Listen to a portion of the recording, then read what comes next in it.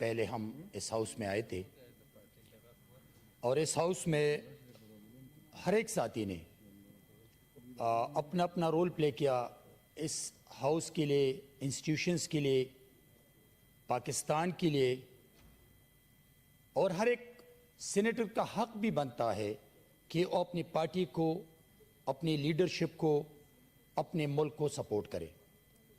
اور اس کے ساتھ ساتھ as a senator of Pakistan میں نے بھی اپنا کردار ادا کیا ہے۔ اس کردار میں کچھ ساتھیوں سے تلہی بھی ہو چکی ہیں، اپنی لیڈرشپ کے لیے آواز اٹھاتے وقت مخالفین کے ساتھ تلخ باتیں بھی ہو چکی ہیں، اپنی پارٹی کے لیے، اپنی پارٹی کو ڈیپینڈ کرتے وقت مخالفین کے ساتھ تلخ جملوں کا تبادلہ بھی ہو چکا ہے۔ لیکن میں سمجھتا ہوں کہ اس ہاؤس میں تمام جو آنریبل سینیٹرز ہیں وہ قابل احترام ہے، اور جو کچھ کیا ہے ان کا حق تھا، اس لیے کہ پارٹی جب ان کو بیچتے ہیں تو اس لیے کہ وہ ملک کے لیے، اداروں کے لیے، پارٹی کے لیے اور پارٹی لیڈرشپ کے لیے کام کرے۔ اللہ کا شکر ہے میں اپنے رول سے مطمئن ہوں، اور اس لیے مطمئن ہوں کہ میں نے اپنی سیٹ کے ساتھ انصاف کر کے اپنے پارٹی کو اور اپنی پارٹی لیڈرشپ کو سپورٹ کیا۔ ہو سکتا ہے کہ کچھ لوگوں کو یہ درد تھا کہ جونیئر بندہ آ کے پارلیمنٹ میں جو رول پلے کرتے ہیں ہمارے لیے خطرے کی گھنٹی ہے، لیکن میں نے ان سوچ کو دفن کیا تھا اور میں نے اپنا رول پلے کیا ہے۔ چیئرمین صاحب، ان تمام ساتھیوں کے لیے میری دل سے، جو کہ ابھی اون صاحب نے جو تقریر کی، جذباتی تقریر تھی، ایز اے پولیٹیکل ورکر میں سمجھتا ہوں کہ ہاؤس میں رول پلے کرنا چاہیے، مخالفین کو وہ اچھا لگے یا برا لگے، لیکن ان کا حق بنتا ہے کہ وہ کھڑے ہو کے جو اس کے دل میں آتا ہے ان کو بولنا چاہیے۔ جناب چیئرمین صاحب، ابھی جو آپ نے مجھے موقع دیا ہے، جو 8 فروری کو جو الیکشن ہوا، اس پہ میں بھی چاہتا ہوں کہ میں بات کروں۔ میرے کچھ ساتھیوں نے کہا کہ جمہوریت جمہوریت جمہوریت، تو چیئرمین صاحب، جمہوریت کو مضبوط کرنا، جمہوریت کو آگے بڑھانا، پارلیمانی سسٹم کو مضبوط کرنا، پارلیمان کو مضبوط کرنا، کیا اسٹیبلشمنٹ کی ذمہ داری ہے یا پارلیمانی نظام کو اور جمہوریت کو مضبوط کرنا پاکستان کی تمام ان پولیٹیکل لیڈرشپ کی ذمہ داری ہے جو اس ملک میں سیاست کرتے ہیں، جو اس ملک میں پارٹیاں چلاتے ہیں، جو اس ملک میں الیکشن لڑتے ہیں اور بات کرتی ہیں کہ جمہوریت مضبوط ہو؟ تو میں سمجھتا ہوں کہ اس مضبوط جمہوریت کے لیے آج کیوں رونا روتے ہیں کہ جمہوریت کمزور ہوتی جا رہی ہے؟ کون ذمہ دار ہے اس کمزور جمہوریت کی؟ کون ذمہ دار ہے کہ میں یہ بات کروں کہ پاکستان میں جمہوریت برائے نام ہے؟ We are all the responsible of this system۔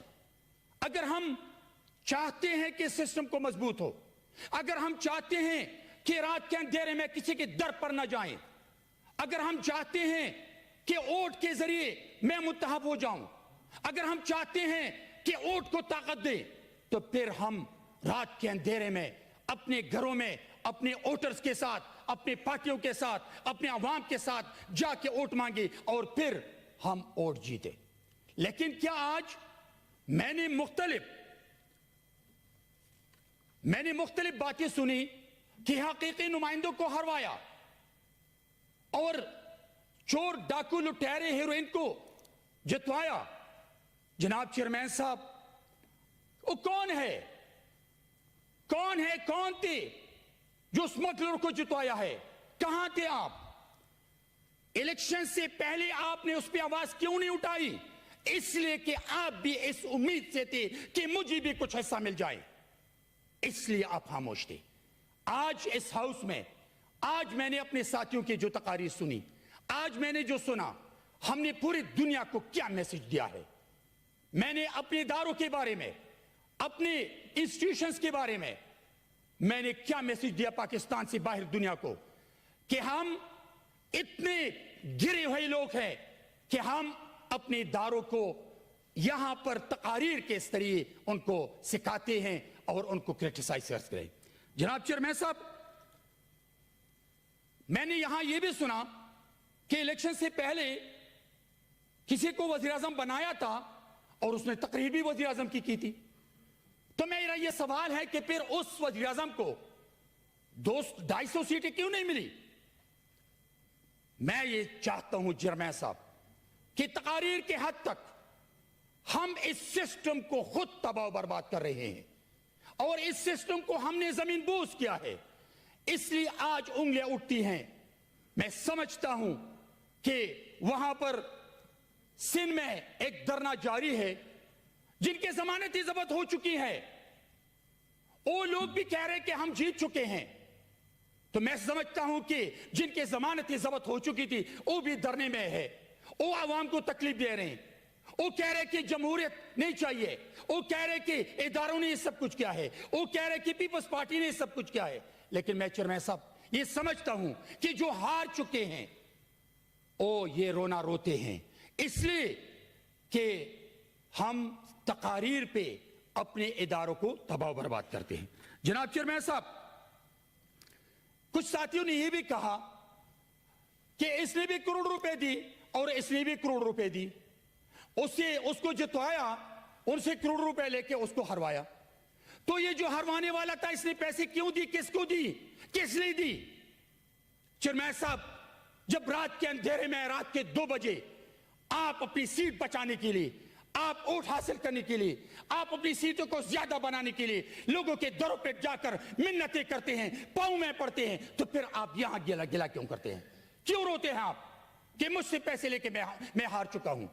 اگر پاکستان کی تمام سیاسی جماعتیں، اگر پاکستان کے تمام سیاستدان، اگر پاکستان کے تمام پالیٹیشن ایک پچ پہ آ جائیں، ایک بات کریں، اس سسٹم کے لیے، جمہوریت کے لیے، پارلیمان کے لیے، اداروں کے لیے اور پاکستان کے 24 کروڑ غریب عوام کے لیے، تو پھر کوئی طاقت ایسی نہیں ہے کہ وہ آپ کی ووٹ کو چوری کرے۔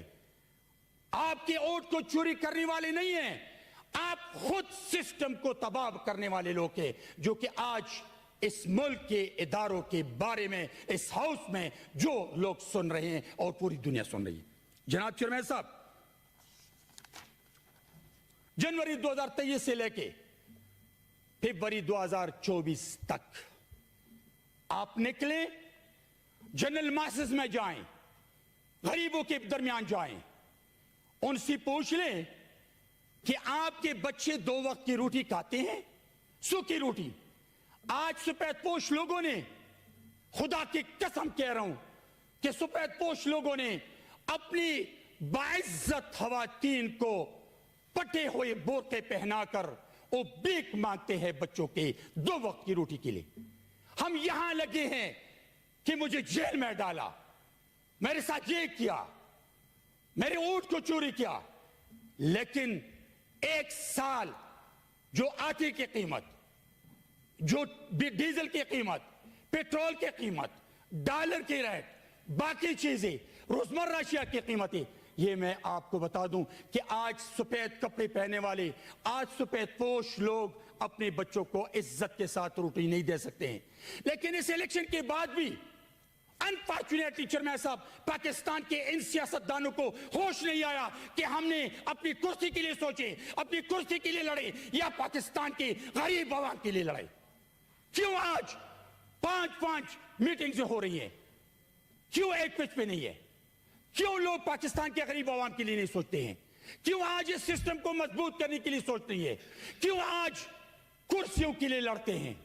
میں سمجھتا ہوں کہ 8 فروری کے الیکشن کے بعد یہ ہونا چاہیے تھا کہ جس کی سیٹیں زیادہ ہو، اگر نون کی سیٹیں زیادہ ہے تو ملک کی تمام پولیٹیشین جماعتیں، اگر ان کے دل میں تڑپ ہے، خوف ہے، اللہ کے عوام کے لیے درد ہے، تو ان کو کہنا چاہیے تھا۔ اگر کسی دوسری پارٹی کے ساتھ ان کے اتحاد بن سکتے ہیں تو پاکستان کے لیے اداروں کے لیے عوام کے لیے مل کر ایک سسٹم میں آگے بڑھے. لیکن آج 12-13 دن ہو گئے. 12-13 دنوں میں سر 20-25 منٹ لوگوں نے تقریر کی. 10 منٹ ہو گئے. نہیں سر 25 منٹ بھی لوگوں نے یہاں تقریر کی. 10 منٹ ہو گئے. مجھے بولنے دے سر.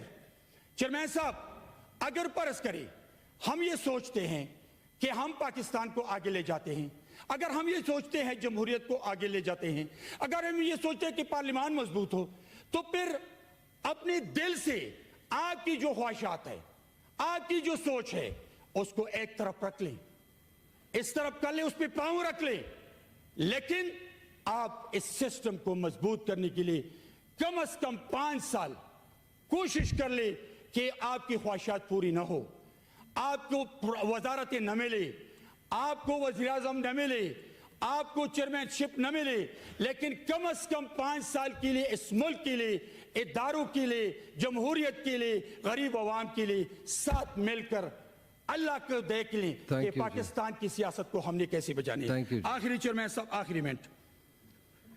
چیئرمین صاحب میں نے یہاں یہ بھی سنا کہ 8 مہینے میں جیل میں تھا, 4 مہینے جیل میں تھا. چیئرمین صاحب جب ڈکٹیٹر ضیاء الحق نے پاکستان پیپلز پارٹی کے بانی چیئرمین شہید ذوالفقار علی بھٹو صاحب کو شہید کیا, تو اسی وقت جب شہید ذوالفقار علی بھٹو جس کمرے میں تھے, بند تھے, تو ان کے سامنے پیپلز پارٹی کے ورکروں کو لا کر ان کو کوڑے مارتے تھے اور اس کو کہا رات کے وقت کہ آپ معافی مانگ لیں. لیکن وہ کوڑے مارتے وقت بھی ان کو کیا جی بھٹو کے نعرے لگاتے تھے, اور جب وہ رات کو ان سے دستخط لیتے تھے معافی پہ تو وہ بھی جے بھٹو کے نعرے لگاتے تھے. تو چیئرمین صاحب سیاسی ورکر ہمیشہ یہ مشکلات برداشت کرتے ہیں اپنی لیڈرشپ کی ویژن کے لیے, اپنی لیڈرشپ کے لیے, اپنی پارٹی کے لیے, اور یہ وقت ہمیشہ کے لیے نہیں ہوتا ہے. جن ورکروں نے قربانیاں دی ہیں, مشکل وقت میں پارٹی کا ساتھ دیا ہے, جس مشکل وقت میں لیڈرشپ کا ساتھ دیا ہے, تو کل کا دن ان کا ہوتا ہے. تو میں سمجھتا ہوں کہ مشکل وقت آتی ہے ورکروں پہ, لیکن ورکر اپنی پارٹی لیڈرشپ کے سامنے معافی نہیں مانگتے ہیں, بلکہ اس کی جے بھٹو جیسے نعرے لگنا چاہیے. Thank you so much. Thank you جی. سینیٹر مشاہد حسین صاحب. بسم اللہ الرحمن الرحیم. اکرم صاحب اس کے بعد میں آپ کو دیتا ہوں. شکریہ, بڑی مہربانی. Thank you sir for your. اور آج بڑی اچھی کھل کے باتیں بھی ہو رہی ہیں اور لوگ تحمل سے سب کی بات سن رہے ہیں, اور یہی جمہوریت کی بنیاد ہے. پہلے تو میں سمجھتا ہوں کہ یہ 8 فروری کو جو انتخابات ہوئے ہیں بڑی تاریخی انتخابات تھے, گو کہ کنٹروورشل بھی ہوئے, لیکن 8 فروری کو ووٹنگ والے دن, بیلٹ کے دن, لوگوں کو آزادی سے اپنے ٹرانسپیرنٹ طریقے سے ووٹ دینے کا موقع ملا, اور ووٹ کے ذریعے واقعی ایک پاکستان کا سیاسی منظرنامہ تبدیل ہو چکا ہے.